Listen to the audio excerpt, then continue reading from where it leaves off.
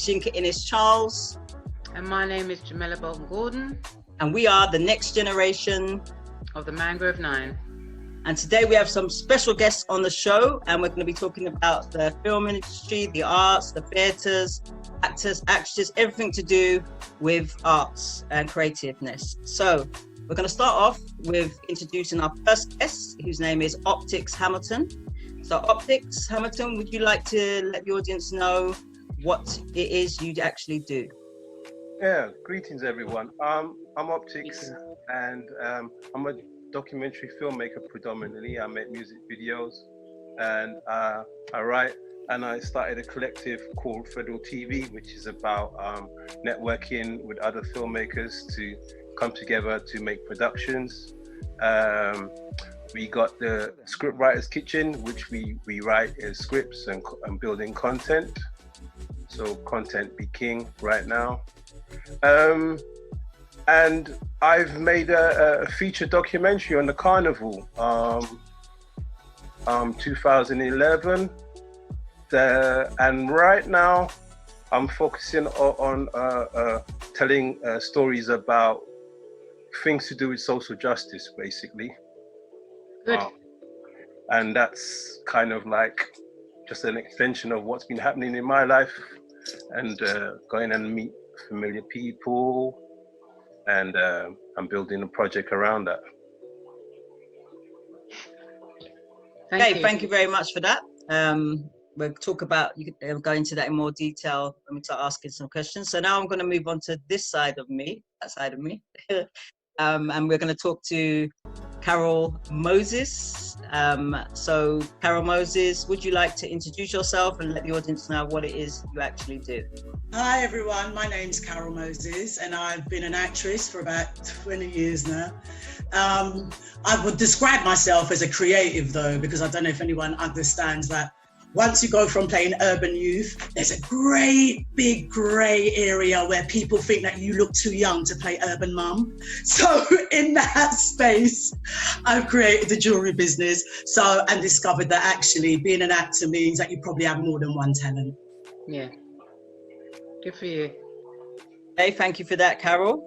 And on the screen, can you see the order, Jamila, or do you want me to introduce the next person? If I'm seeing it correctly, next is Richard. Yep. Campbell. Yeah.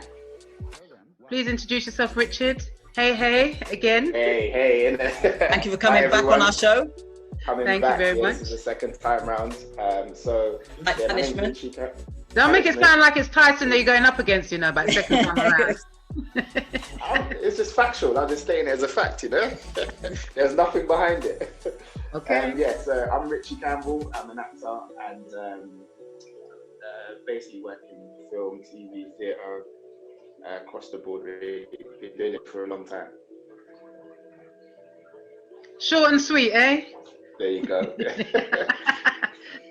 Thank you very much. And Yinks, you want to give the next? I can't see. Okay, so the next person up is Karina Johnson. So Karina Johnson, would you like to introduce yourself and let the audience know what it is you do? So I'm Karina Johnson. I am a theatre director. I am also the artistic director of Hoxton Hall in Hackney. And I've also been doing it a long time. I'm not going to say how many years, but a long time. And at the moment, like most other theatres, we're closed, sort of. And so I've been developing some podcasts, and we're obviously working towards other projects that we're going to be doing when we get to reopen. But I'm really interested in conversations between generations. So the latest podcast that we made was Black Beyond the hashtag. So and that's been really interesting, just talking to people about stuff that's really important now, what we're all going through. Yeah. Thank you. Okay. Thank you very much for that. So the next person up we have at the bottom screen, welcome back, Mr. Jumayn Hunter. He likes punishment too. I love it. Hi there, guys. My name is Jumayn Hunter. I'm an actor, novice director, and mixed martial artist in my spare time. Yeah. I've seen your moves. Thank you.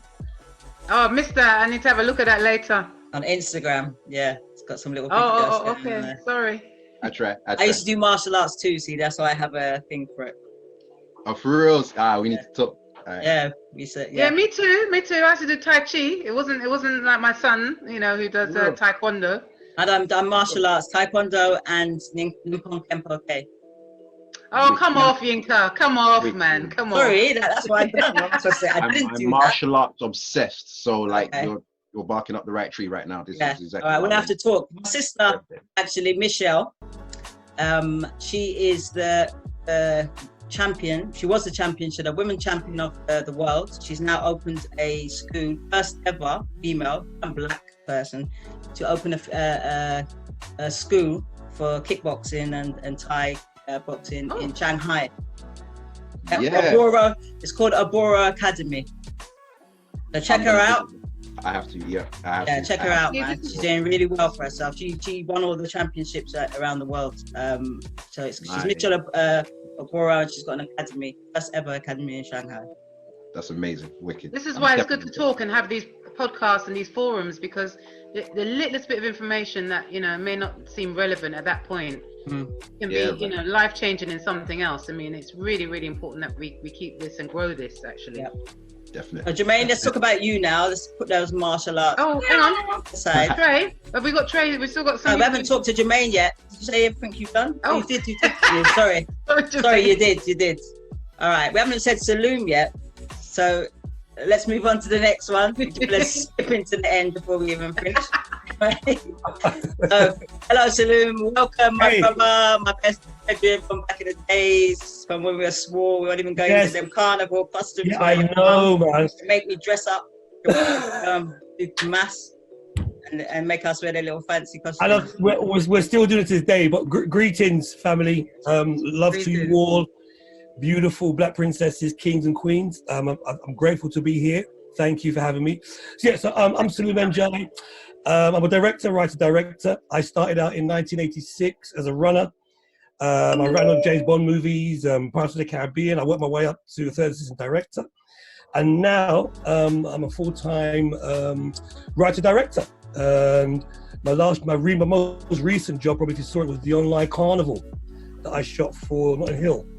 And that's me right now, a director. So I can't wait to tell you what's been happening and how we can all work together one day.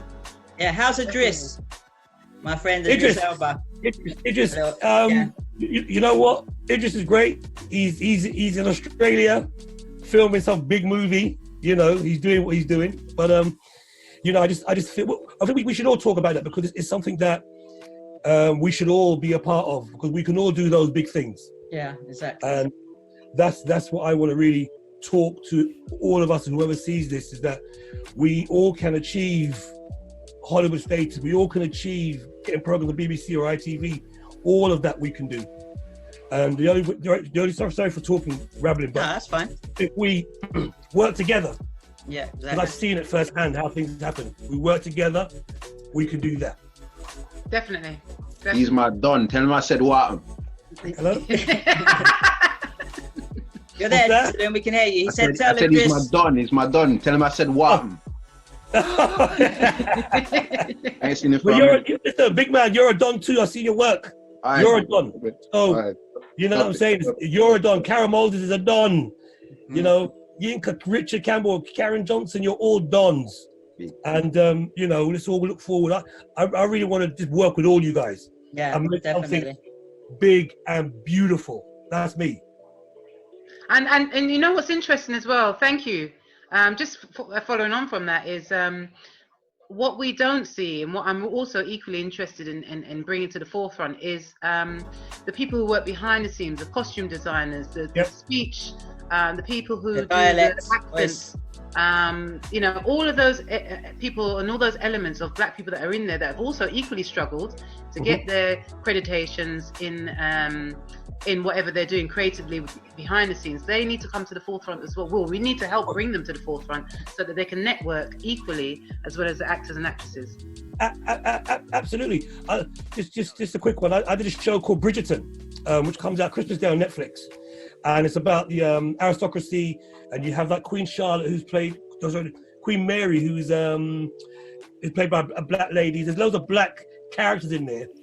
And obviously, as assistant director, I was with all the makeup and hair crew. There were hardly any black makeup artists, hardly any black costume artists, but yet there was loads of black artists on the show. Yeah, that's what I mean. Yeah. So this is good. That's what we can identify these things moving forward as we talk, and then obviously do a kind of a loose plan of action. So in the new year, it's not just the fact that we're out, highlighting these things. We're actually doing something about it. That's my thing. I'm a doer. So let's move on to little Trey at the bottom, the younger one, who's just the younger ones. Yes, that's what we put them forward. Come on now, push them out the way. Yeah, they talk too much. Okay, so we want to say hello to Trey. And Trey, do you want to tell us what you do?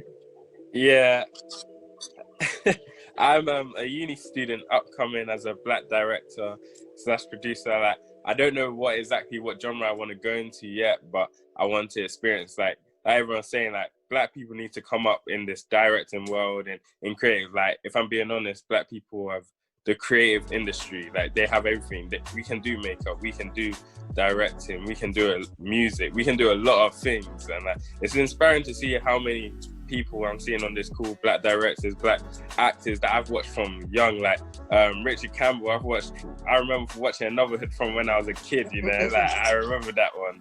So yeah, it's good to see everyone here and seeing that I can actually become on the same level that everyone else was at if I make it one day. So yeah, it's good to see. Thank you, Trey. Okay, thank you very much for that. So now we're going to Sorry to interrupt. I really hate interrupting, I do. But there ain't no if involved. If that's what you want, that's what it is. Yeah, exactly.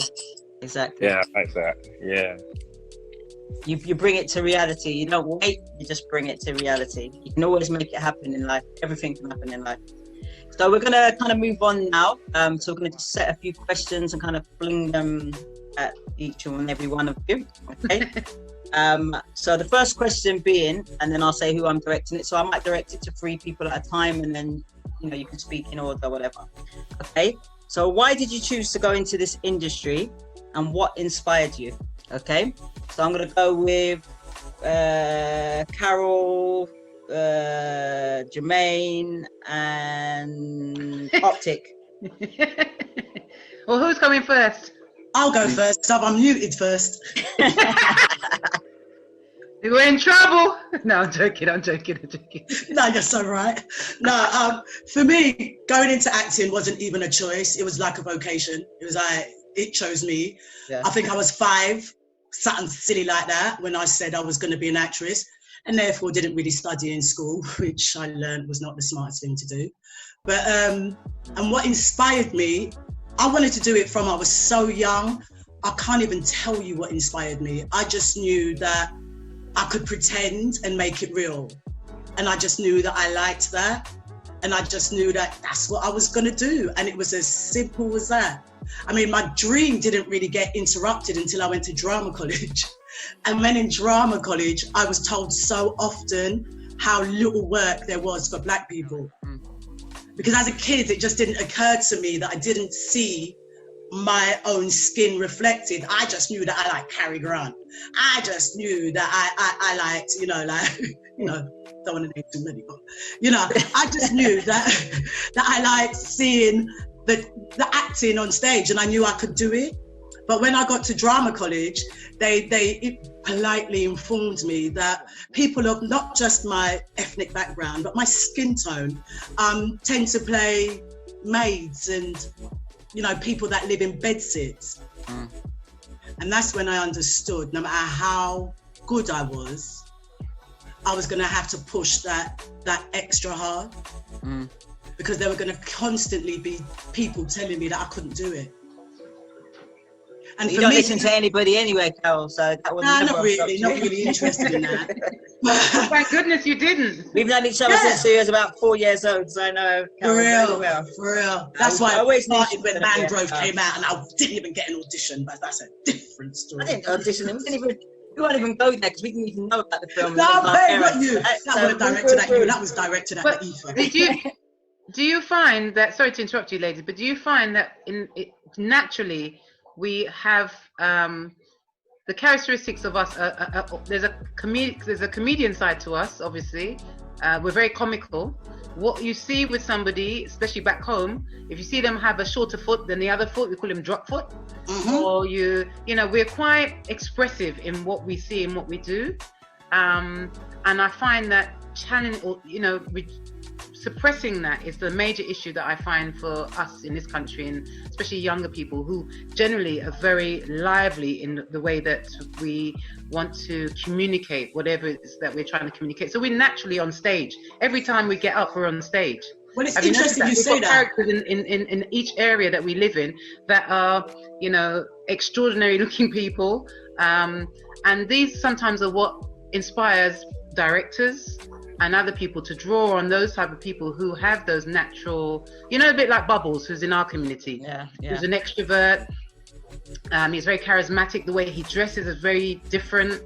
And we tend to draw ourselves to these people in order to recreate what we're doing in plays and everything else. But yeah, I do find that it's a big challenge, and drama schools and those type of areas I find are still very, very, very singular to a certain culture. No, but do you know what, Jamila? What you said there actually has actually struck a chord with me, because I think the first person I really recall acting was my nan. And I mean it in terms of she was one way in the house, then she was the next way with her brethren, then she was the next way with the people that she worked for. You know what I mean? So I got slightly confused, but also understood that you kind of change your personality. Do you know what I mean? Depending on who you're talking to. Your P's and Q's. Yeah. When she was going in to buy her chicken from a black person, the conversation was different to when she went to go buy potatoes from Mr. Harold. You know what I mean? It was very different. When talking with our people, she had a certain accent. But when she was talking to Caucasians, it's like, ooh, you know? So I think we subconsciously learn how to play with our personalities and how we project it from a very early age. It's just right, going on to turn it into something else. But do you find that, Njie, as well, when you're I was going to say, going on to the one of the males as well. And also, I find that people say that they have to turn down their tone. A lot of males say that when they go into certain environments, they change their tone, if that makes any sense, so they don't come across in a particular stereotypical that they've been given. Yeah. You know, that's something that as a youth I observed as part of just getting into acting.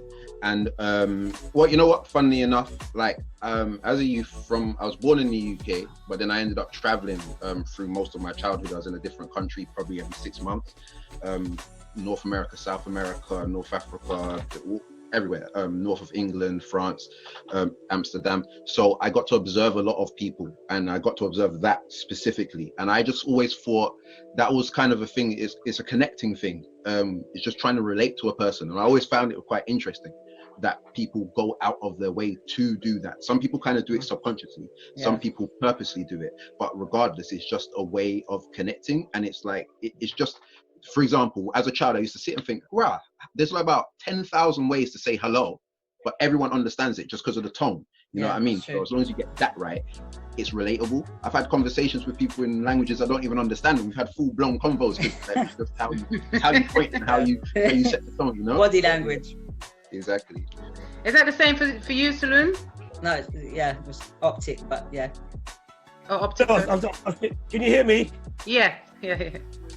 So, you know what, I listened to everybody. What was the question again? Okay, so it was, why did you choose to go into the industry, and what inspired you? And after you, we will go to Optics, because Jamila can jump there again. What inspired me was, I think, obviously, Yinka, you know, I'm a carnivalist. I'm a Ladbroke Grove boy. My grandma was stitching costumes and making us all look funky and pretty from a very young age. So I've kind of drawn to the natural art of like showtime and being on parade and being on shows. We did all the carnival costumes and all that kind of stuff there. But to really tie in how I wanted to direct, I was 8 years old and my mum took me to see Empire Strikes Back, Star Wars.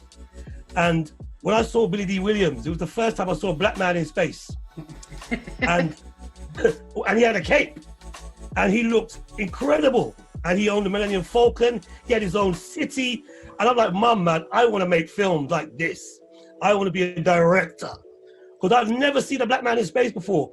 Growing up in the 80s, it was Lenny Henry on TV. Yeah. We had all these other, then he did Tiz Was. So there wasn't that big thing. There was no Denzel, there was no big black actors. But from when I came out of the theater and I saw Empire Strikes Back, that was me. I want to make movies. I just want to be a filmmaker. And that's what's inspired me to be a director today. Well, how did you find going into college, how did you get to your stage? Even right. So, eight? Listen, I told my mother, and you know, my mum Guyanese, so she ain't sending me to no film school. We couldn't afford film school. Yeah. They're like Grenadians and Trinidadians, same thing. Every time I'm speaking, there's never any Guyanese. It's only me and Letitia always representing Ghana. Like. So when I see the next Guyanese, I knew you was going to wave, Ritchie, because I remember last time on the last show. There was that you see the way Ritchie slided that one in? I know. I'm gonna mute myself now. Just big up the Guyanese. Just not to go on, but yeah. So yeah, it's I just listened to that. So my grandma, my mum couldn't afford to send me to drama school. My drama school was grandma and my mum in the house. Then I joined Ebony Steel Band. I played pan for years, and I saw every emotion played out throughout the human consciousness, everything. So I learned drama from my community. I learned how to direct people from playing steel band and just being a carnivalist and looking at all the costumes and going on gigs and events. I mean, that's how I really taught myself how to do what I do. And obviously I became a runner and assistant director on feature films. So I saw big directors. You know, I did Pirates of the Caribbean as a runner. So I saw all these big directors and I asked them questions every time. And that's how I kind of learned to get into directing. That makes sense.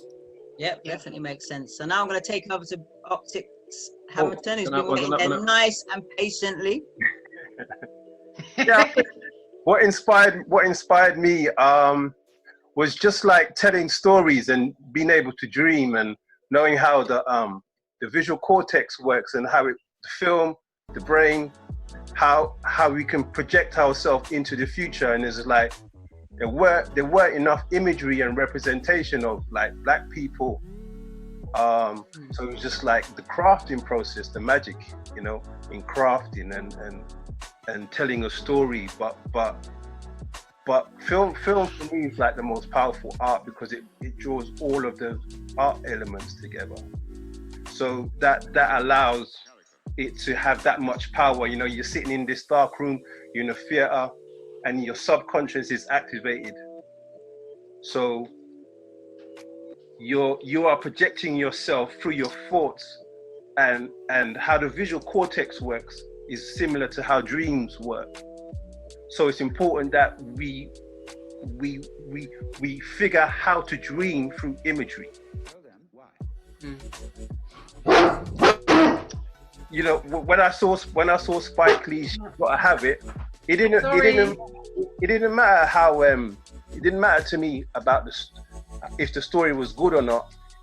It was just wow. It's just like an honest, true representation about just people in love, and that itself just like was a mind-blowing thing because we never saw that before on imagery. So it took us that long to just like project ourselves, you know. So that's what it inspires me. I mean, now I'm just doing things that interest me, that are true to where I'm at, what I'm doing, where my heart is at, you know. Yeah. So you just like you like to be expressed. You like the whole body, so everything about the whole thing, expression, and being able to put it out there, I suppose, and show it. I suppose it's expressing it to everybody in the world out there, isn't it? Being able to do that is a big thing as well, because we can all be expressive and kind of keep it in our house, like our VR grands, or you know, like you said, like Carol said, or play these different places. But to be able to express your creativity and been able to get it out there, I think it must be one of the biggest fulfillments, even if it's through music, through creative, through arts, through acting, being able to express yourself. You know, with documentary, there's certain documentaries that just change the world. Like when I saw Supersize Me, it was just like, wow, he just shut down McDonald's. Shut it down, like they was going bankrupt. They had to green. Like the power of like just to change is like powerful. Yeah. And moving on from that, thank you, Optics. I'm feeling that as well because I know you do your astrology as well, so you're proper into the spiritual, and I am too. So respect to that because I know that you're well known for that. So I'm going to move on to a sister now, and that's Karina Johnson. Can you tell us, what inspired you and how you came about being a director? I think a lot like Carol, that it chose me. I think I always wanted to be in the arts, in theatre particularly. And I think that's because I was very lucky to be growing up in London really in the 80s. And actually in theatre, there was a lot going on. And my mum was really into it. So I got to see all sorts of people that I just got exposed to lots of theatre. I was around Oval House a lot, so I know I'm a South London girl, but so there was just a lot of work on. There was just lots of artists doing funky things, and I was in youth theatre there, so you just got to be around that a lot. And I think the kind of two experiences that really made me think, oh, I'm definitely going to be making theatre was one, I saw a company called Sistrin who came from Jamaica, and they were part of Lift. I didn't even know Lift, what that was at the time. I just know I saw these young Jamaican women on stage with no props or costumes or anything, doing this amazing story. And I just thought, wow, these women speak like my gran, but they're young. They're like me and you, and I can understand them, and the story, they can make you cry, they can make you be with them and get lost in the story. So that was probably the first time I ever bought a ticket for myself. I went and saw it with my mum, and then I went back and I bought a ticket and I sat there and was just kind of absorbed in it. And then the other company, which actually Carol was in, was Black Mime. They just blew me away. They were just so awesome. And I went, yeah, that's what I want to do. And I think at first I thought, oh, I'd be an actor because I didn't really know what else there was to do in theatre, to be honest. I think it takes time. You're talking about people behind the stage. Actually, you have to know what those jobs are to even think that you might want to do some of those things. But I was just always way too concerned with everything else outside of me performing. If I was going to perform, too nosy, too bossy, and so it seemed like a natural home for me to be a director. At least you're honest. Yeah, if you're too concerned with all of this other stuff, then actually you're not going to give a good performance. And I don't know if I was ever that, But what I loved is telling stories, and for me, I'm always interested in the kind of complexity. The thing that always excites me about Black characters and always is actually what you were talking about, which is code switching for me. Because people have to do it in their normal lives. It's not about acting, it's about surviving. You have to code switch in order to survive as a Black person in this country or in the world. And actually that makes us even more multi-layered. I'm much more interested in that complexity, because actually we're double, triple thinking. Every moment, every nuance, everything that we say, we're aware of how we're saying it, how we're heard, who's hearing it, how are they hearing it, why are they hearing it like that in milliseconds, and we have to do that all the time. And actually I think that makes us one of the most exciting people to be making stories about. And so that's why I make the work I've made. So I've run theatre companies, I've run buildings, I just, I produce, it's really just about getting the shows on. And sometimes the frustration is about the length of time sometimes it takes from the idea to get the thing on, but actually you just keep on driving through and hopefully have people around you that go, come on, you can do it, and just, that you can lean on when you need it. Okay. Can I just ask, actually, Yinks, before you ask, we've got a new, state first. Martin, we'd like to bring you in. You've arrived. Hey, Martin's in the house. Yeah. Martin, do you want to introduce yourself? And then I'll ask a question afterwards, and then you can just give a little summary of yourself. Yeah, hello. Nice to meet everyone. Hi. My name is Martin Kentish. My father was Rothwell Kentish. So it's good to see Ritchie Campbell there. He played my father in Mangrove, so yeah, it's good to meet you. And good to see all the other people there as well. And I love Mangrove and love hearing your stories as well about directing. At the moment, I just finished film school a couple of months back, and I'm trying to get into the film industry at the moment. And I've just started doing running jobs and stuff like that. And I've just come back from doing a job, so that's where I want to be heading. And just hearing everyone else's answers as to why they became film directors, I could completely understand a lot of people what they were saying there. This profession seemed to have chosen me because it's just something that I naturally gravitate to. And my father, he used to be nicknamed Nancy, like Brer Nancy, the Spider-Man. He used to tell stories. And, you know, I see a lot of people nodding there, so you know that story. But he was known as a storyteller. So I definitely got that. I definitely kind of, you know, I've inherited that from him. But in school, I wasn't considered a good student in school, right? They didn't realize I was dyslexic. They didn't realize I had all these learning difficulties, and they just thought I was unruly you know, it was just like he's one of them bad kids. So I never really took to literacy and things like that, and I couldn't really work out how to write things down. So the natural progression for me was to pick up a camera. If I wanted to tell stories like my dad, I was a bit like a storyteller. I thought the most easiest thing for me to do was pick up a camera and point it at something and then tell your story through, you know, visually. And that's always appealed to me. So in the end, I wanted to tell stories through pictures, you know, and so I naturally gravitated towards film because that was just something I always enjoyed, and it involved no writing. You see, picking up a camera didn't involve any writing, which always held me back before. So that's where I found my way into filming, and and I've loved it ever since. I'm you know, making my way. I've made some short films and stuff, and it suits me. You know, it suits me. So yeah, it's a great conversation to be a part of. Thank you. And you know what I find interesting is that Ladbroke Grove is one of the, I mean, every area in Northwest, East, South, you've got, and there's a black community, I mean, you're naturally going to have stories and storytellers. My dad equally was, you know, being outside PPIC, Oxford Gardens, Cambridge Gardens, that block by Portobello Road, just before the flyover. Yeah. You know, that was, apart from the Mangrove, that was the other place that people would naturally congregate to, and pure story would be carrying on from there. And you would hear, you know, what I remember is the laughter and the teasing of you know what I liked was the intellectual exchange between woman and man. As growing up, you know, they would see my dad, Rodan, and he said, yes, Miss Jolie. You know, it's all that kind of home interaction, you know, that familiarity that we see. And you see it when you're making maths, you see it when you're playing maths, you see carnival, you see it in so many different elements. So we've got quite a very unique, rich, diverse area that we can pull from in terms of experiences and characteristics of people. Ladbroke Grove is naturally a theatre world in itself.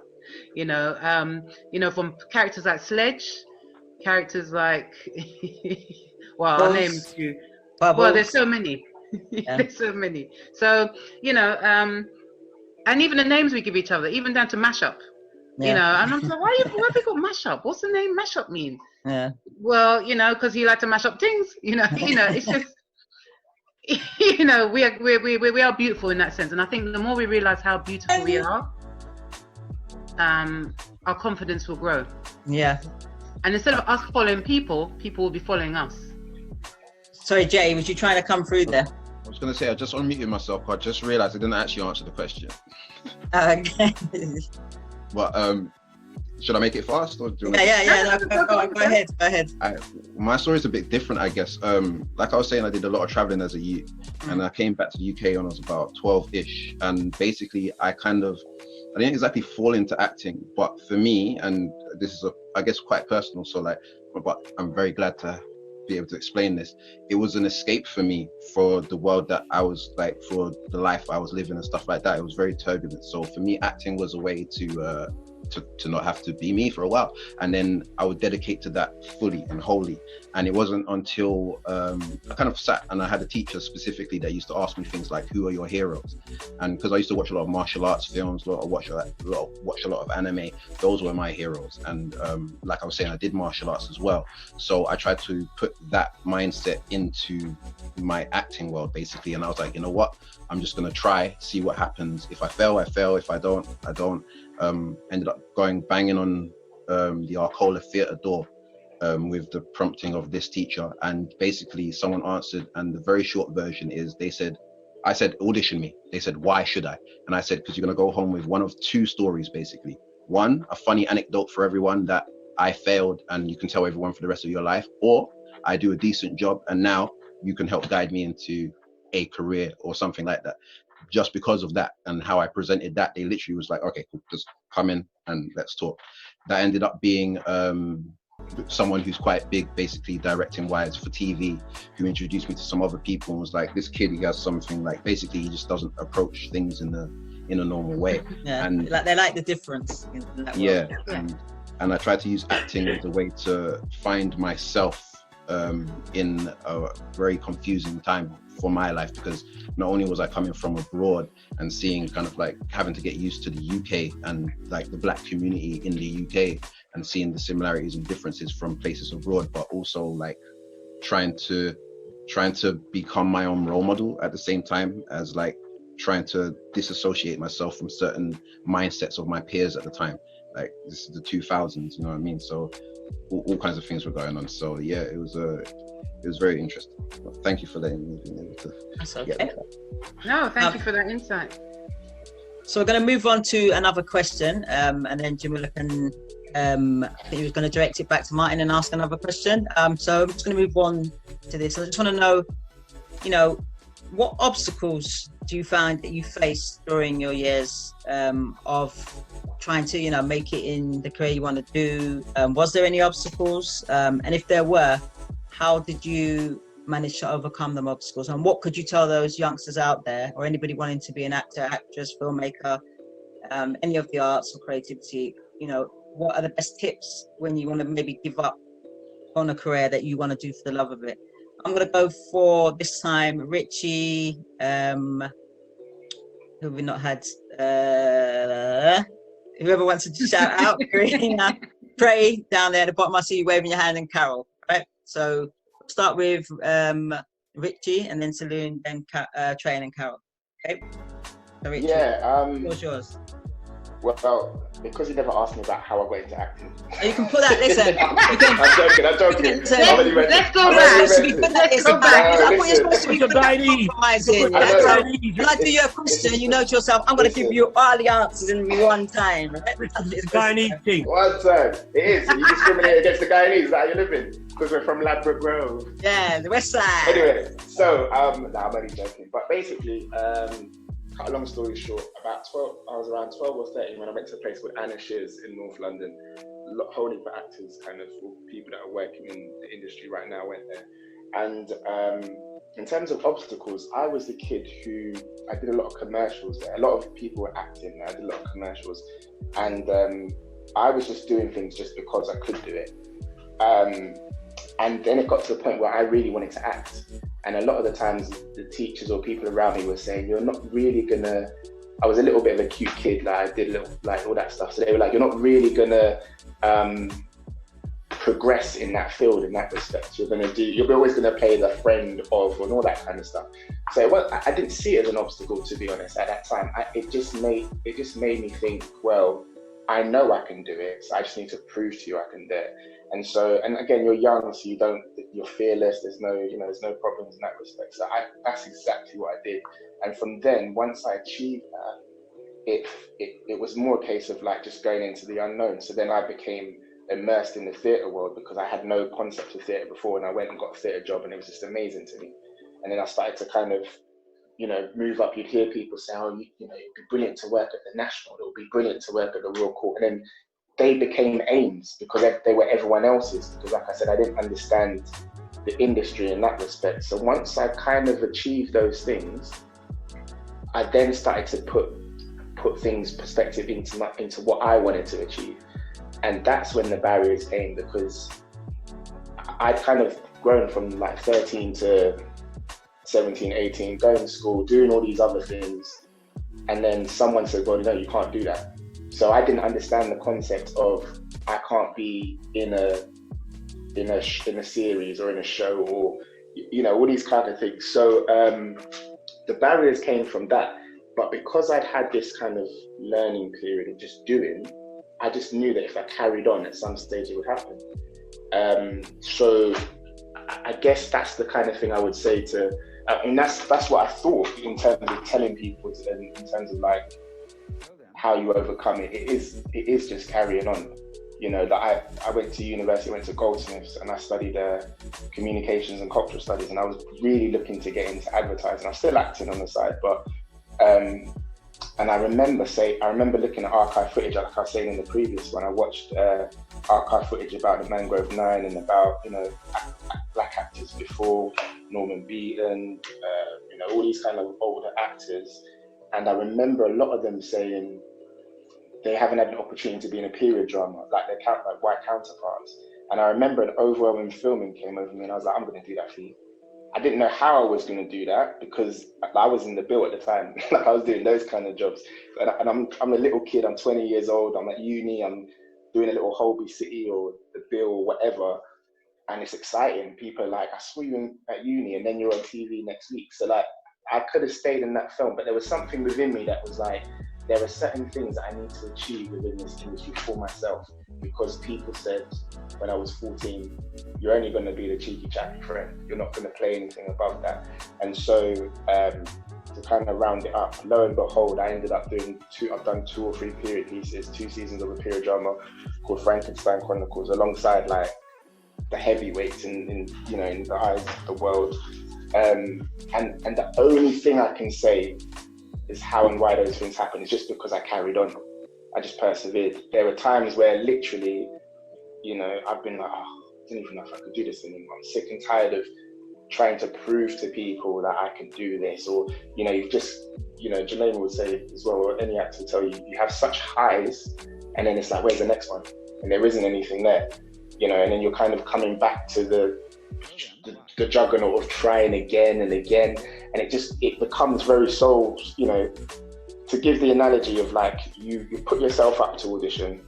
So that's already an issue. Like you're literally learning your stuff, going, you know, am I going to do it? Am I going to get it? So you're putting yourself there. Then you've got to wait to hear if you get it. Then if you do get it, then you've got to start the whole process again in terms of getting the job out, doing the job. Once you've done the job, the whole process comes out again when it airs and people are still onto you. That was rubbish, this was this was that. So you go through the whole channel of that. And I think if you can navigate your way through that, knowing that what you've done is good for you, or you know, you see the pros and cons of it and you're not worrying too much about other people in that respect, that's how you survive in this industry, because it's about what you want to do as opposed to what you're doing for other people. You say it's about also, sorry, cutting you, being yourself. No. Because a lot of people try to be something else that they're not, and then they struggle with it in the sense that if you know who you are, other people might not get it. But as long as you know who you are and where you're going, you're going to get there. Totally. If you're trying to be other people or try and please other people, especially in the creative world, like say with music, I always, you know, learned that you can't please everybody and you're going to get critics. And you know what? Everybody ain't supposed to like your stuff, because if everybody did like your stuff, then it would be boring.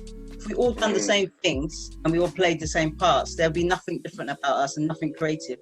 So whenever I do something, I just think, it's all right if they criticize, they just don't like my stuff, it's fine. But also going back to what we were saying earlier, what Karina was saying and what Carol was saying, the beauty of us as people is we present multifaceted things that someone at some stage is going to click onto and go, that's amazing, I like that, I want to see more of that. And I think that's the thing we have to hold on to. So when, you know, Carol was saying about going to drama school and they're breaking you down because they're saying there's no one like you, or you're never going to do X, Y, it's because they don't understand it. They have no concept of it. They don't understand the layers that you have, the textures that you have as a performer. That's why in some respects, you know, what Small Acts was, or, you know, Mangrove and all that was fantastic, because we were able to express ourselves. Like, I can only speak for myself, and I've been on a few different sets, and like I do, you know, I'm on a show called Top Boy, so there's a lot of black people there. do a couple of other shows, but the vibe on Mangrove was totally different because it was a place for us to just be free, to say, you know what, this is us as Black people. This story needs to be told. You guys are here, like, we cultivate that story. We just do. There was no one kind of restricting you and saying you can't do X, Y, Z because you're too loud as this person, or you're too exuberant, you're too this, you're too that. And so it's just about, like, going back to what you were saying, I think it's about knowing who you are, knowing what you want, and also knowing that can change. Like, we grow as people, like, it can change all the time. It doesn't What have do you to think, be set in those specifics. Saloum, sorry. What do you think about that? I'm seeing it on the other side. Oh, well, obstacles. I mean, I just, as I said earlier, I started out running and assistant directing on films in the 90s. And I remember my obstacle was racism behind the camera.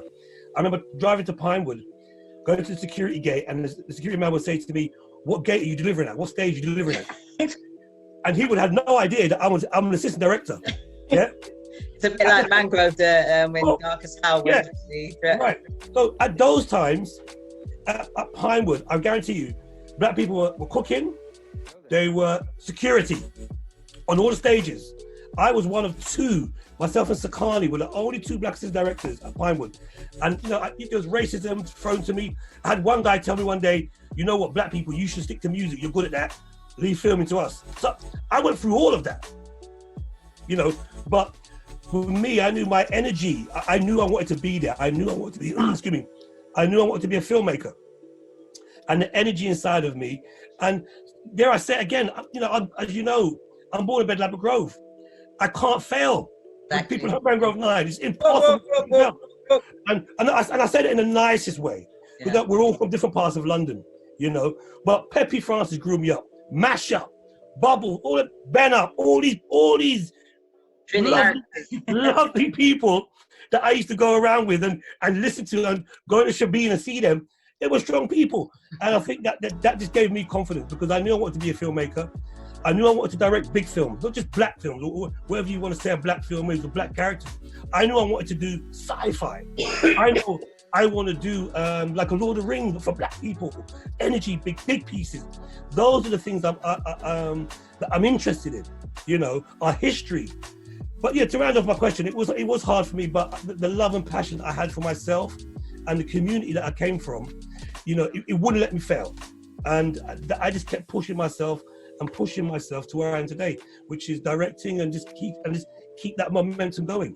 And that's basically it. And can I just ask, talking about small acts, Steve has brought about some different stories for different energies that invoke different understandings, different passions, or different realities.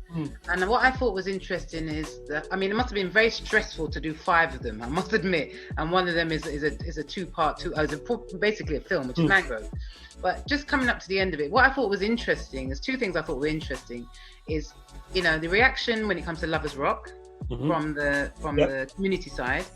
From other cultures, they thought it was absolutely fantastic, most of them, whether it be white or Chinese or Indian. I'm a United Nations person, so I like to get a whole view from everybody.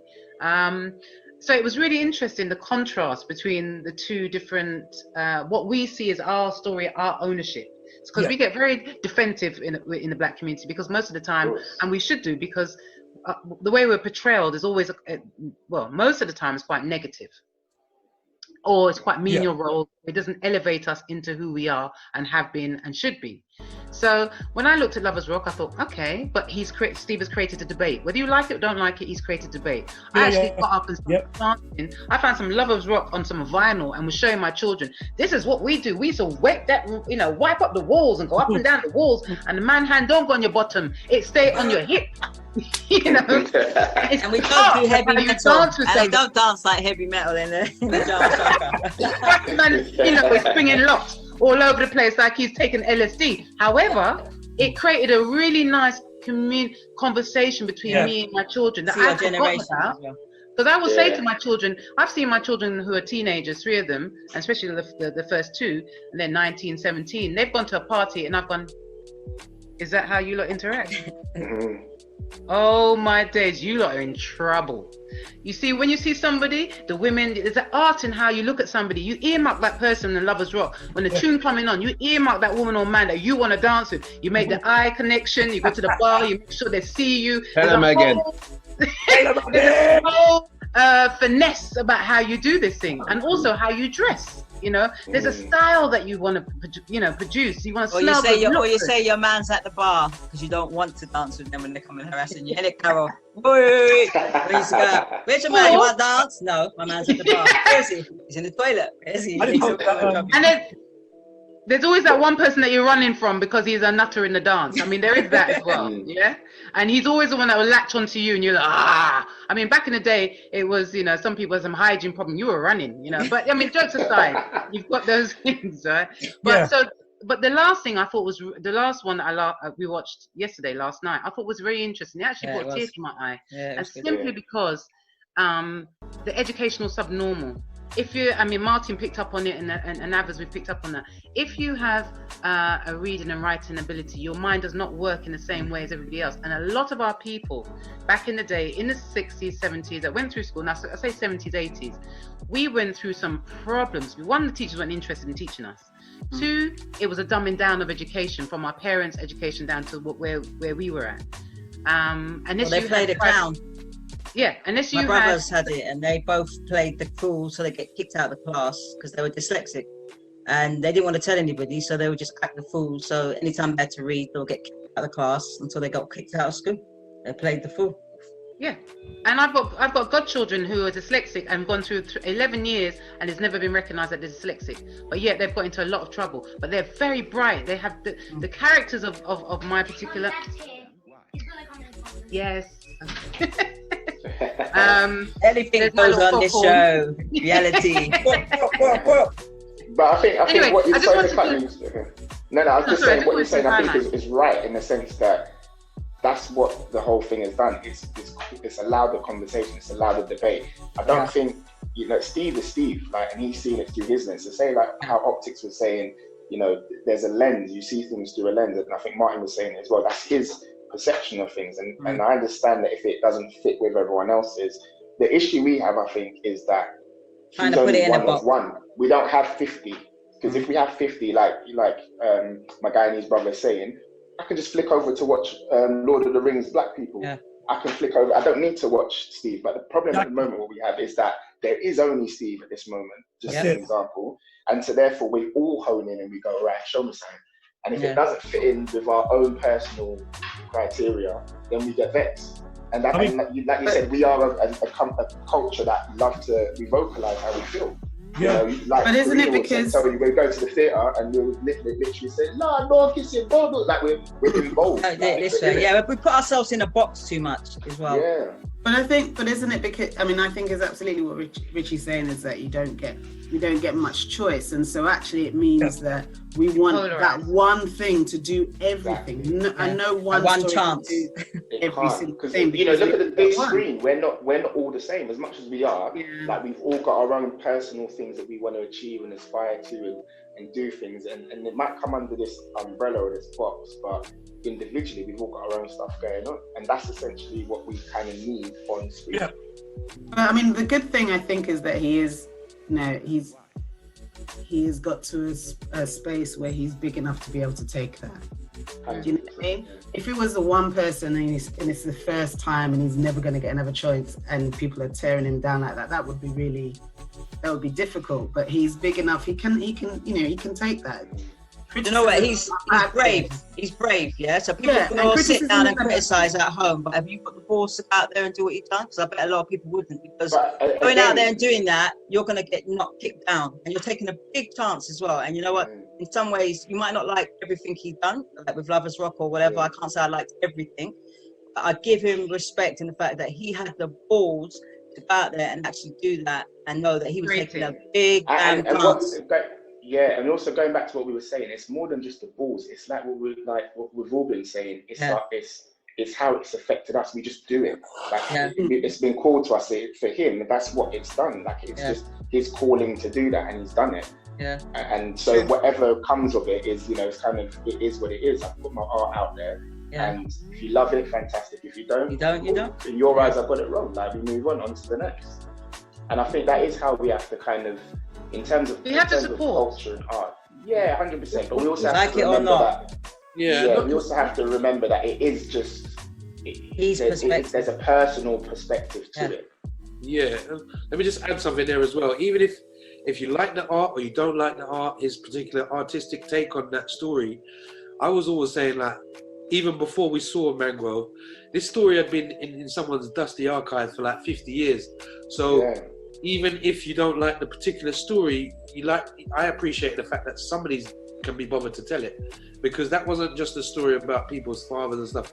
That was a part of history that was just completely whitewashed from anyone. All these people have come up to me saying, why don't I know that, and how come this wasn't taught to me in schools, because it was a big important moment. So leaving the artistic side of it to one point, I just like the fact that the man told the story, full stop, and what happened next was like a bonus, and the fact that I actually liked it was a bonus. But just to make it a historical point, you've got to tell these stories.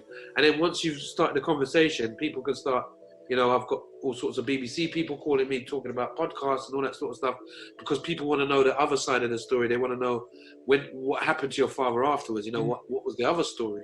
So then it gives us an opportunity to tell stories, because if you was to get those 9 people, I'm pretty sure if you told all of their stories, you'd have 9 different stories. Yeah. As what Ritchie was saying, because you could never really just take one person's story and everyone's going to be happy.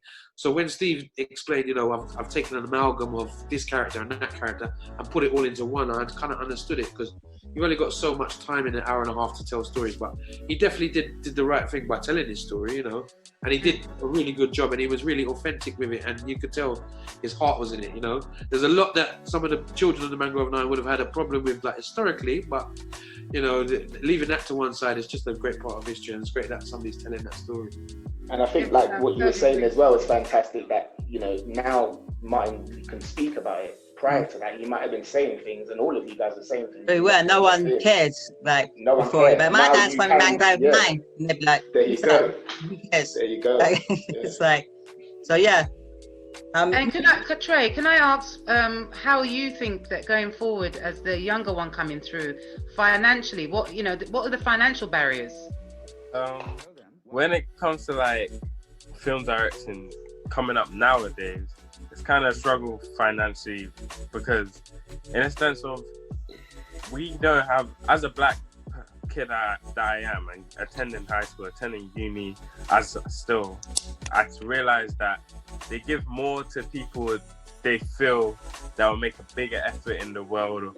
Like, even doing the short film recently, when it came to acquiring actors, it was more so my teacher would put on people, other actors, like, oh, this goes to this person, this goes to this person. But in the same sense, I wanted these actors. I felt like I could get these actors, but because of how I was, or the genre I was doing, or the person I was as a black man, he don't believe, as he told me, he don't believe I can reach this certain standard, this certain level. But I said, I know I can, so I acquired them actors on my own accord. But even so, university, it goes, you've got to pay this, you've got to pay this. But they're easier on, if I'm being honest, on the white people. And they're like, oh no, you can take your time on this. But when it's me, it's like, you need this ASAP. If you don't get this done, you'll fail. You're not gonna make it in this world.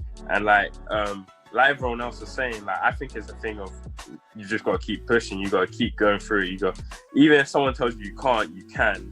Especially as a black man, like, you're being raised up from the bottom, from a child saying, oh, you're not going to be able to do this because you're a black kid, and black kids don't make it in this industry. But from what I've seen a lot of black directors like just come up, even though it's like through a different way, everyone has their own path, they're still coming up and they're still finding their ways. And I feel like I can do the same thing. I can find my own ways in a different way to how a white person can go straight ahead. But the way that I navigate, I go push through you, then I'm going to cut the line and get to where I need to be. So yeah, as a black director, I've always been told I can't do certain things, or I'm not allowed in this certain area because I am a black kid. But like my brother was saying about, there can be a black Lord of the Rings and people don't make it up. the thing is, we can do anything. Like, we can literally do anything anyone else can do. A sci-fi. Like, I love my sci-fi. Everyone loves their Star Wars. No one's looking at Emperor Strike Back and not seeing that black person going, wow. You know, everyone's like, wow, that's a black guy on the big screen. And like, for me, it was theater that brought me up to realize, wow, yeah, this is what I want to do. This is how I want to film people. I want to capture everyone's story, because like everyone's saying, everyone has a unique story. Everyone's got a story to tell. And it's like Steve McQueen yesterday on his More Acts, he had a story to tell. It was his own personal way, but it's the way he told it where people could relate and go, yeah, as a black kid, I know how that feels. Or not even as a black kid, like going to school, having dyslexia, I know how that feels, you know? So it's like a thing of bringing people together. And the best way to do that, if I'm being honest, is through film. Everyone's on TV, everyone's on their phone. It's all right. Like, everybody's like that. It's true. Can I just say quickly, Jay, part of the way you're going to do it as well is by doing things like this. Because I'm saying to you now, take my number, innit? Yeah, exactly. No, seriously, no one's going to tell us that we can't do it. This ain't about money, it's about cooperation. Exactly. Yeah. Ain't about money, it's about collaboration. That's it. Understand? Now, I ain't going to say I'm going to work for you for free forever, but brother, you can call me and take a day of my time, you get me? Yeah. No, Hey, listen. Look how many of us are here. You made the advocate. No, I made it on our Zoom show. Later. They got one piece. Seriously, take my number. You made it. Take my number afterwards, or get it from Yinka. Be careful, I need even have a stay away from her. Stay away from her. Yeah, what? You made the advocate. Yeah, watching you go by the open side. heart Yeah, surgery. you go by the side. There ain't nothing we can't do. Yeah. You understand? It's about collaboration. Exactly. Yeah. And moving on to that, Carol, so I definitely will pass you that number, Trey, because you can see some of Carol's stuff. I just wanted to go on to the next question. Sorry, Martin wants to say something. Sorry. It's also worth saying that the reason a lot of us think that we can't do stuff is because we've been trained to think like that. In school, it seems like there's so many stories that where people were saying, your teacher was telling you, don't do this because you're not going to get there. Don't do this because you're not going to get there. It's like you constantly hear this story. You constantly hear that in black communities, like kids were called stupid or unruly, but in white communities, they were called dyslexic, and they were given the time and they were given the right learning, and aids and stuff like that in order to make it through, and black kids just didn't have that. So when you start to do this collaboration, when you start to meet other people and see these stories, you realize how similar these stories are. You know, you've got a theme there that schools have let us down. Yeah, definitely. You know, so we've got to do something about it ourselves, you know, because it's not going to come from that community. You just know that. There's also a strength of knowing that, like you're saying, that people have gone through all of that and still succeeded. Like, that's a huge testament, and kind of, if you know you're from the same cloth, that's something that should uplift us as people. I wanted to ask a question as well about the directors, because you guys are the directors now, so we can talk about actors or different people trying to make it, but you know, we all have a part to kind of play. So this question's going out to the directors on the show. So that would be, put your hands up if I'm wrong, because I know some of you are so multi-talented that you do everything, which is true because we're good like that, yeah. And in the sense that, how do you go about casting people? Like, when you're casting, do you have a kind of, I'm not saying you have a stereotype yourself, are you fair and equal when you're casting different characters for the show? Do you pick particular people based on, you know, your little self, not say prejudice or whatever, because let's be honest about this now, yeah, when you're doing your directing on your own films, how do you guys go about casting? And for the actress or actresses, do you feel sometimes your cast, you know, stereotyped a lot in the way people want to cast you? So I'll go with Optiks on this one first, and then I know Saloum is a director, and Karina is a director, so I know you can all answer that question hopefully, because obviously you lot have a part to play in this as well. So how do you cast people? Casting, I guess you're looking for something magical that person could relate to the part that you want them to play. There's something that happens when you're making film. Everything just kind of fits into place, and you meet people that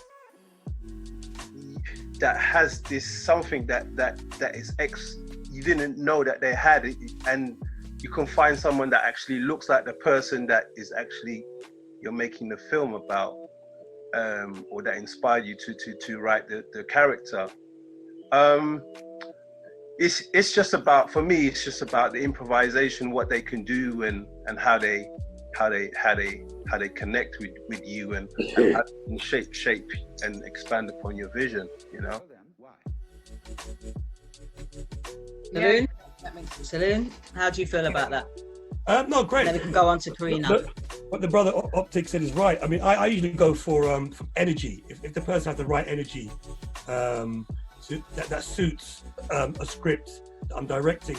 I mean, I've done 2 short films, and every time in my casting process, it's always about energy, and if that person can deliver the right energy. But when I direct, I like to go off script as well. I like to do a lot of ad lib and workshop scenes and all that kind of stuff there. But the honest question is, I hire people that I know for audition periods that could deliver a script that I'm shooting or something that I've written, and that's the only short answer I can really give. That makes sense. Yeah. Karina? I think it's yes, energy. I think how I cast is probably different now than when I started. So I you definitely cast for the energy of the character, or that they have something that feels like the character, and that's very hard to articulate. And obviously skill. They have to be able to act, because you'd be amazed how many auditions you have, and you're like, are you really an actor? You do have to ask that sometimes. It's real. I'm being very real about that. There's a lot of people saying they're actors and they are not actors. So there's skill as well. And I think now, at this point in my life, I also cast for team players.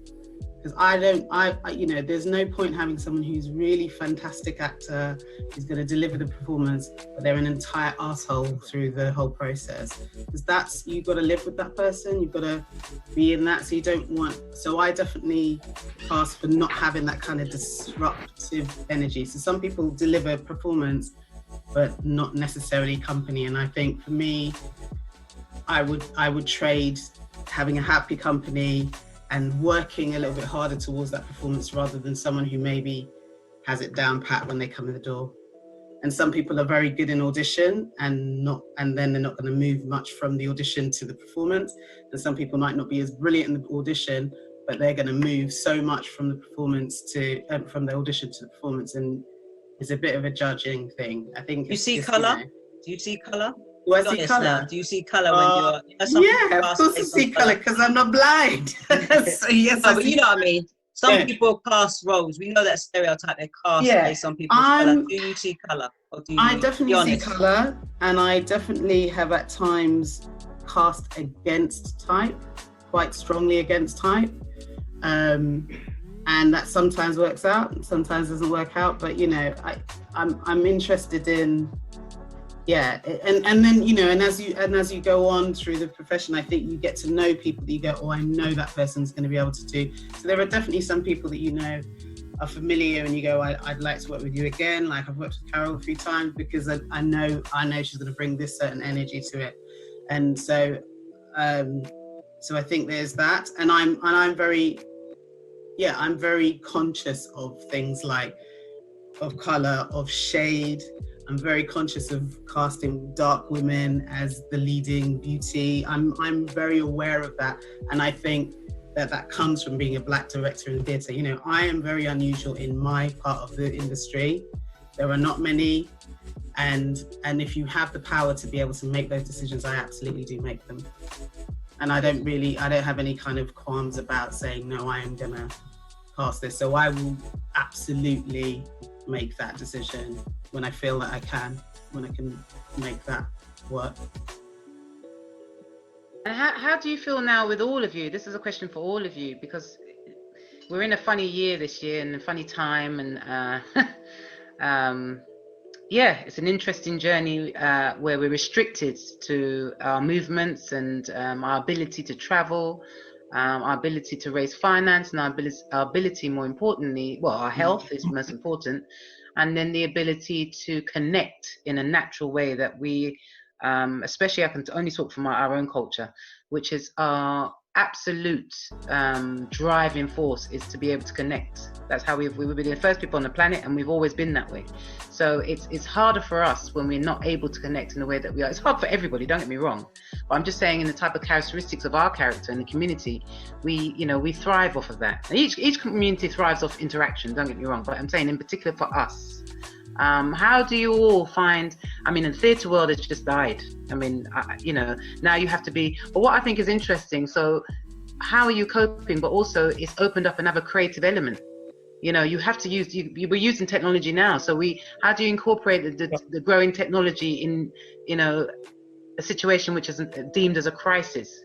And how are you all coping, film-wise, getting your resources in, getting your people in, getting, your script writers in, all of those things? How has that all affected you all? May I? Yeah, sure. Funny enough. No, you may not. Well, I do it anyway. No, I'm joking. Right, funny enough. Right? Typical, isn't it? Oh, typical, she says. I got a message over Instagram from a director in China who basically we've just finished the movie that's kind of like the Blair Witch Project, just done through Zoom instead of like a camera, right? So it was just the medium. Obviously, everything's changed. So with that in mind, when he first contacted me, he was like, "Hey, I wouldn't have contacted you or would have thought to contact you unless I had the time to sit down, see some of your stuff, and then basically make these connections, go out of my way, and then be sitting around the house thinking, oh, what can I do to get into contact?" So it is strange, especially for our community. It's so strange for me personally, living where I live in London. It's very multicultural, and we're all very in tune with each other, and we're all very personal. We're neighbors, if not family. So we've been getting by together as a community, which is really nice to see, and I'm very proud of that. I'm really innately proud of that, because the things that have been holding us back this year definitely could and should have a detrimental effect on us, but we seem to be rising above it like we rise above everything else. So personally, I'm seeing creativeness come out of this dismay, but isn't that what we do best? We create when everything is down. So it's kind of, dare I even say it, it feels like I feel how my ancestors felt to a degree, knowing that there's always going to be something to try and pull you down, whether that's external, internal. There's always something in the wake of it, but we still make it happen. We excel. So for that, I feel proud of everyone around me, and it's amazing to watch what's coming out of it personally. And Optiks, how are you finding that? The one person who ain't got his mic on. I was ready to say it. I think. Anyway, I think he's been good in terms of just like having the downtime to be creative, like write or be in solitude and generate your ideas, and like start just being strategic and planning. So it's like it's good because there's so much opportunity in terms of like content creation, because there's war between all these online, Netflix, Amazon, blah blah blah. So just like get your content together, it's good. Yeah, it's really really a boom time. Apple TV. We might not be together if it didn't happen, so it brought us together to be able to talk and do things for free. So everybody might be busy running around the country performing, which is the reality of it, or the truth of it, it be told. So everything happens for a reason, I believe it. We might not understand what COVID is about, but I'm sure God or the Almighty knows what he's doing. And he's definitely bringing us together to make powerful videos together, which we may never have had the chance to do it. Not that we wouldn't do it, just wouldn't have thought about doing it. So for me, it's a beautiful thing in a funny way, if that makes sense, because it's not nice, the COVID and all that's going on, but in some ways, it's bringing us all together, be it virtual, whatever it is, but we're able to get together with our kids running around. Like, we wouldn't be able to sort this out. So being able to sit here, the truth is that we can all tune into everybody and have a good old chat about creativity, which is amazing. Well, for me personally, it's worked because a little bit like Karina said, I'm a rubbish auditionee. I mean, I don't know what it is. I don't know if it's because I overthink or what. So doing these self-tapes now, are you kidding me? That's like a godsend for me. That's like a godsend, man. What I watch it back. Oh no, Kara, that was shit. Do that again, please, babe. Do you know what I mean? It's like you kind of got to take the rough of the smooth and the smooth of the rough, innit? There's an opportunity now for us as actors to have more than one chance in that audition room. Don't send it off until you're happy. Child, come on. That's a good way to look at it, actually. Yeah. I think there have been lots of, there's lots of advantages that people have talked about and balancing, but obviously I don't work in film. My medium is live. So actually it's pretty devastating for the theatre because there is something that is different about, it's great that we're all inventing and we're all going online and we're streaming, we're putting stuff out there, but it is not, we're not a screen art form. And there is something different and communal and actually very ancestral about being in the same room, breathing with each other. And it's that special thing that happens. I mean, I always talk about that first breath that everybody takes together in a theatre. As a director, you sit in the audience and you hear everyone kind of go, we're in the room, we're all together. We are an audience. They've just become an audience. And I am really, as much as technology, thank God this is happening at a time when technology can support us, the need to be together is still very, very strong. And so but that's why I think it will never die, and I think it is. I don't think it will die, and I think we will definitely. No, we don't want it to die, but we're just talking about. It won't. We're talking about now. But in the meantime, situation that we're in. Yeah, so nothing will die. We're people. We're people. We will. We will get back. We'll be back. We like stories. But I think it's about. I think it's about supporting each other to, to look after ourselves, to be ready. Like Optik is saying, time to plan, to think. So actually, I feel like everybody's kind of bursting with their first album kind of energy, like everything's going to be in it. So as soon as it's possible to be in, everyone's going to it makes you realize. So I'm excited about what's going to come out of this. Yeah, I'm expecting to be in quite a few COVID plays. I think there might be, but you think about it as well. I think those would be boring. Now we realize how important it is to socialize and be people. Yeah. And spend time and make use of it. Now you're locked down. I remember my friend Anne telling me, people used to always say, what are you going outside for? It's not going to run away. And then she said, outside? Gone. Yeah. It's true. Yeah. Because it's now realize, oh my God, how much it is to be outside, to spend to do things. It's so beautiful. I think it's made me procrastinate less and it's made me walk a lot more and really appreciate just outside nature. Freedom. I think even for me, I thankfully finished my uni just before COVID, the lockdown came in March, and it was quite a turbulent 5 years for me because losing my father, losing quite a few a member of my family, and then university going into administration, which I'd never heard of. They teach even finance and business studies and everything else and accounting, and yet you're personally going into receivership yourself. So there was a big irony for that, and it was in my last couple of months of my degree. So it was quite traumatic. But so I saw the difference, the decline of coming, being in uni and doing the lectures to going online, which is now what my children are doing at college, and that transition is an absolute nightmare, I must say. I mean, what for them? That's another topic for another day. But what I did find interesting is, even for me being a woman, it's like Karen, there are very few women in your field. Even with what I studied oil and gas, procurement management. So, and what I'm looking at is renewable energies. But I looked around and I love my brothers and I love my kings, don't get me wrong. But I was like, my days, where's the women?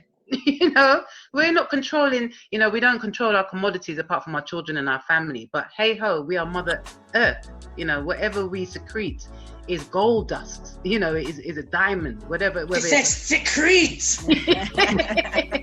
And you live and breathe off of what we secrete, whether it's our milk, whatever it is us. And it was an eye-opener. And on top of that, I was with a lot of my brothers from Nigeria, any oil state in Africa, the brothers were there, even down to Trinidad. So it was nice to have that understanding, to have that appreciation of historical information.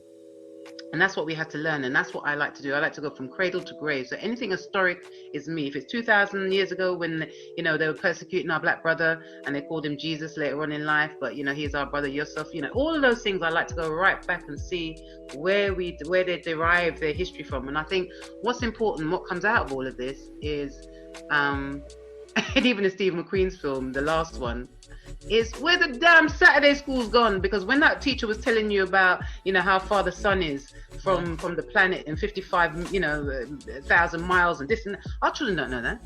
They don't know. So we have to recreate that community feeling, whether it's through the directors and the producers and the documentarists and the makeup artists and you know, the actors and actresses. You know, these are the things that should be a Saturday school shop. Yeah. You know, a workshop. That's with me growing up. That's what I wanted to advocate for, because that's what I realized I didn't have the stories about Timbuktu and Kush and Mensa and all these things there, and like and even the Taino people of Jamaica, things like this, like the Maroons and how we came into Europe. All of those things are lacking in the current day situation because they've closed us down. We don't have premises that we used to operate from. I mean, my dad had the Black Library and we had a Saturday school, and half of Ladbroke Grove went to that Saturday school, you know, Frank Guy, all of them, you know. Cecil Gutsmore was brilliant for that. But, you know, it just brought it home to me. Now he's put it on visual, Steve, that we've been talking about this, but now, like I said, visually we should be able to enact that. And it started on someone's front room. It doesn't have to start in someone's premises. It doesn't have to be about money. It's about your passion. And if we want our children to stop self-harming on the street, these are the things that we have to then encourage them to be a part of. So these type of discussions can, you know, children are very visual. The teenagers are visual. They've got attention span for 2 minutes. If it's somebody they like or something they hear, they're on it for a minute and then they're gone, you know? So we have to capitulate or kind of put together a kind of information booklet about time span, about what we've done in Black Britain, so that they can take their ownership. Mangrove is one of those issues, is one of those informations, and you know, Birmingham 6 and all of these things that occurred because we have been marginalized. We need to know about it, but we also need to know who the inventors are. We invented the helicopter, we invented the telephone, we invented, you know, there's so many things that we've invented, you know, the air conditioning system, brilliant things that we use to help us to breathe and to still be able to walk and talk. We've invented the heart pacer, all of these things. Our children don't know. So once you start realizing that, your world is your oyster, because then your imagination grows, because you can be an astronaut. You can know that you know, we were part of fixing the fuel. We ourselves as Black people fix the fuel. We were part of, there's a lady that, you know, what's his name? Pharrell, when he wrote, what's that film where the 3 women were in NASA? Hidden Figures. You know, we have mathematicians that we didn't even know were bigger than a computer, you know? So moving forward, I think these type of discussions, podcasts, then turn into workshops, should be something that we're looking at in the new year. So I'm not a talker, I'm a doer. Somewhere so we got to make it happen. To access like these podcasts that we're doing. So we want to kind of move on now, and let, you know, put it open to anyone who wants to answer, really. It's time to bear in mind, time is running out. Yes. So the last question kind of thing is, and you can answer, you can talk, Martin, but I'm just going to throw the question out there and then you can say what you're saying first. Just wanted to know, like, you know, this is just going out to whoever, if you want to put something out there to the younger generation, okay, and something that you'd want to share with them, tips, anything for them to do, anything you want to say about anything, really. It doesn't even have to be about acting or creative. What would be one line I will say for each other person, or maybe a few lines, but not too long, that you'd want to put out there to the younger generation? Martin, I'm going to let you say whatever you was wanting to say, and then I'm going to just put that question out, and then we're going to end on that question. Okay. Martin? Okay, first thing, I was just going to say, I'm just going to have to leave now, but it's funny you asked that question. Did you get her leg? I know. Look at this one. Come in last and no one go before everybody else. Typical. And it want to be filmmaker. Listen, it's funny. Time is money. Don't it? It's funny that you asked that question, because as we've all been talking about this particular thing, like what we need to show the youths, and sometimes they're not going to if we sit there and preach to youth, they just don't listen. You could just Yeah, know exactly. that. But one of the things I was doing was a film. I wrote a script about, it's a short film about knife crime. And it was just basically, rather than trying to preach to kids, it was kind of like giving them like a story themselves where they have to make the decision by the end of it. You're hoping they follow the character all the way through. And at the end of it, they have to make their own choices because, like I say, if you preach to kids, they're not going to get it. But it was about knife crime and I wrote the script, so I'm going to pass it on to certain people and see what we can do with it. But yeah, as what I would like to say to the kids, I'd rather show them rather than tell them about it. And that's one of the things I'm doing at the moment. So yeah, I'll be interested to. Get your email addresses and I'll send this script to some of you, and you can see what you think about please. it. Yeah. So yeah. Thank you, Martin. And Come on, what about take the floor. Take the floor. Anyone, jump. Take over. Well, anyway, what I was remember, everybody. At the end, my attention's gone. But remember, everybody, please try not to talk over each other, please. Yeah. Some people will let other people talk. If I just come in quickly, I think what Martin was saying, just show them how to do it. I mean, that's what I would tell the younger generation of filmmakers. You know, I'm going to give them an example of how I've done things, and you know, hopefully they would just like take initiative and just obviously just try and make films, make short films, encourage them to write, encourage them to look at films, and just keep encouraging them to keep going on. I mean, that's what I'm doing now for a few young filmmakers. But as Mike was saying, I want everybody's emails, everybody's numbers. I'm definitely you, Carol. I haven't seen you for ages, Carol Moses. Yeah. Just everybody in the room. Carol Moses is a young actress who I've known from time. I like that young. With Courtier Newland. You know, she's part of that generation of artists. Yinka, I know from time.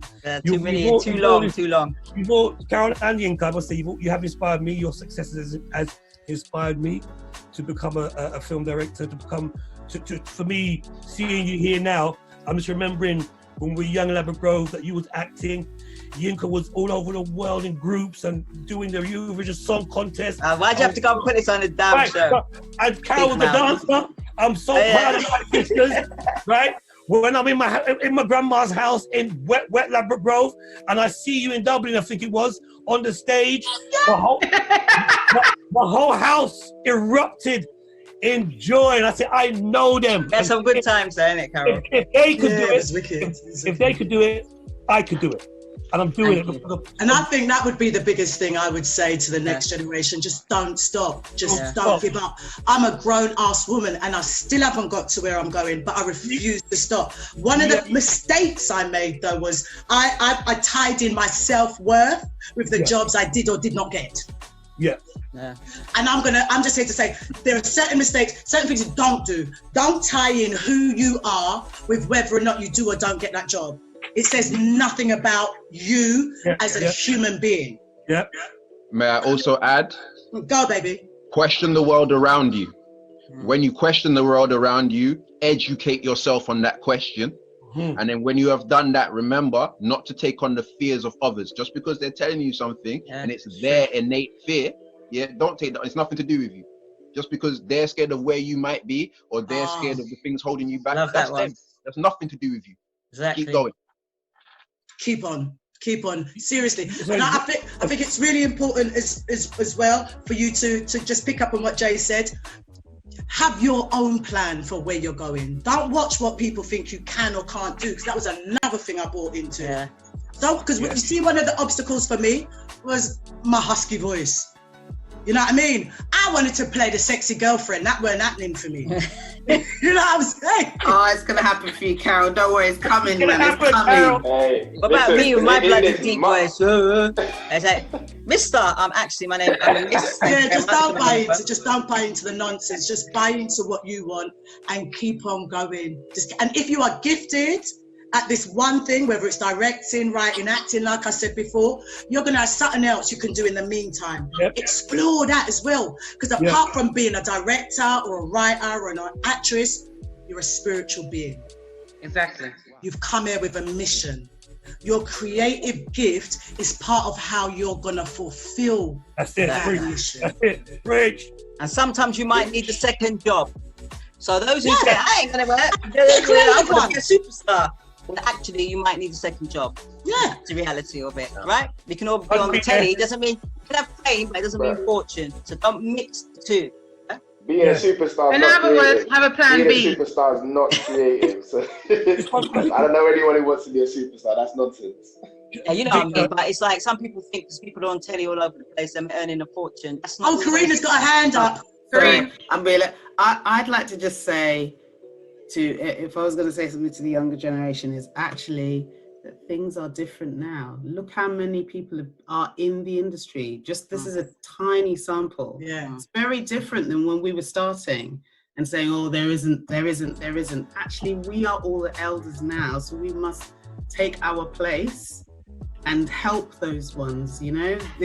There are, you know, when you were starting out as directors or as actors, maybe there weren't as many people to look to, but now there are. So I think that actually, and coming back to what Jamila said, actually we must own our own history. Yeah. Nobody else is going to tell us our history. It's not in their interest to do that. We must own our own history and we must support our younger ones coming up, because actually there are many more of us now than there were, and we need to be visible. We need to make sure that we are visible so they can see us. Yes, to please. ask us. I don't even understand how you can't see black. I don't know, but I'm always surprised about the amount of young people go, oh, there are no, you know, I saw some really kind of crazy Twitter weirdness the other day where a young director who actually, when they came from Scotland to London, I introduced them and took them in and, you know, introduced them to some people. Putting out there, are there any black women directors running any buildings? And that was a young woman who, you know, should have known better. And actually what was interesting was there was a whole bunch of the community of people who were around doing their thing, who went in and went, oh, all these people. But we need to pass on our stories so that our young people do not believe that there is no one that came before. Because that is the biggest disservice, is that actually we have a generation of young people who are coming up who really believe that there's no one that's been there before, and there have been, and we are still here. So I just think it's important to be our elders, own our elder status. Saloum? Yeah, so just before I leave, so Yinka, Jamila, are you going to create a database so we can have a contact each other? Yeah, we could start doing that. Get my number off Yinka. I become the database, but I mean, we can. That would be a good idea actually, to create something where we can share information. I think that'd be very important. Also, you know, before I leave, I just want to say that you know, Saloum, has been great to talk to you all. Yeah, the love and energy in the room is great. I own my own video equipment, film equipment. Next year, for you actors out there, if you want a self-tape, holler at your boy. Yeah. If you want any directing techniques, if you want to work with me in any shape or form or fashion, I'll read your scripts. Optics, if you need anything you need, Trey, anything you need, Karena, anything you need. I've got access to studios. As I said, I own my own cameras, Arri Alexa, all the big stuff. I work with a team of black cameramen and sound men. We always do stuff. We always do charitable stuff, free stuff as well. So don't worry about it. If you need some filming done, contact me. Thank you all. Okay. We'll definitely hold you to that, Saloum. No, you can, because it's being recorded, right? It's recording. Yeah, I've caught you now. But to be honest with Saloum, he's like that. He done one of my music videos when we first came out. And I'll never forget that he offered to do my video, and I was like, wow. And we had no money, no budget. Yeah, nothing. So don't worry about any of that. So he is a man of his word. We create wealth together, and that's the only 100%. Way I see as black filmmakers. We're gonna go forward. Yeah. Okay. It's great to meet you all, and I'll be in touch, yeah? Yes, sir. Carol, your mic's off. Bless you. Right, so your mic was on. Oh, sorry, you was doing miming. Sorry. I was just saying, I'm gonna have to do it, Karina. This little child's taking advantage of the fact that I told her to go to bed. No, I get it. I just want to say thank you to everybody for coming on to the show. Jamila's gone, but I will say thank you on our behalf. Thanks for asking me there. It's so lovely to have you all on the show contributing to our videos, because we're making videos on different topics, trying to bring people together to share it, put it on YouTube, on the radio station, and push it out there for the younger generation, so they can find information and watch it. So it's been a pleasure to have you. I'm sure we'll have you again on the show on maybe a different topic, because as you said, we're very creative and we do many things. And I hope you've got something from it too. So I'm going to say a goodbye to you guys. We will keep in touch, and I will reach out to you again. Everyone, get my number. If you think I can be helpful, get my number. All right? I will reach out. Yeah, so just reach out to me, those who have got the Ciao. contacts, and just give me your details, and I can pass them on. Sleep good, people. And thank you, everybody. Yeah, thank you. Take care. Peace and love. Yeah. All right. All right. Bye. Bye.